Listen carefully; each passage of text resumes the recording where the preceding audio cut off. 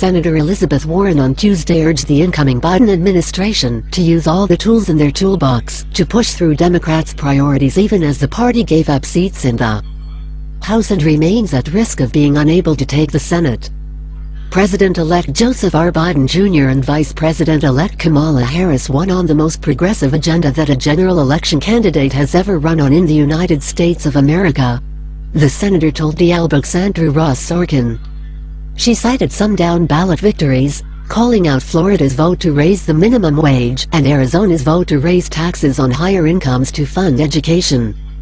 The election, she said, is a mandate to Joe Biden and Kamala Harris to do the things we can do.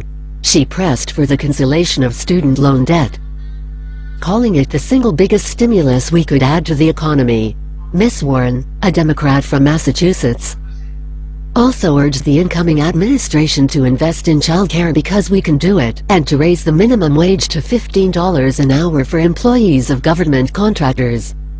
She said the pledge that Mr. Biden made to not raise taxes on those making less than $400,000 a year makes sense.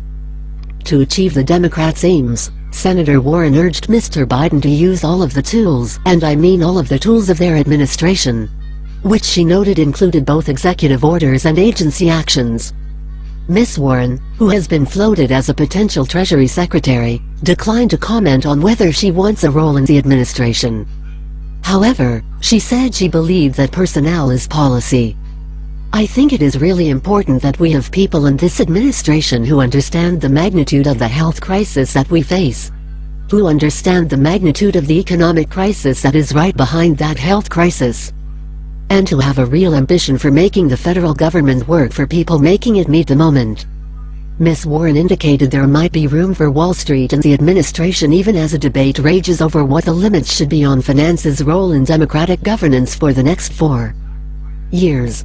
Remember, I hired people whose background was on Wall Street when I set up the Consumer Financial Protection Bureau, she said. The question is, what does your overall team look like? It is important to have a team that brings a lot of different perspectives. She also expressed concern over the transition process, as President Trump refuses to concede the election and tries to challenge the results in court. The Republicans who are not calling him out, that is dangerous, she said. This is not a game. People around the world, people who would do us harm, are watching what's happening.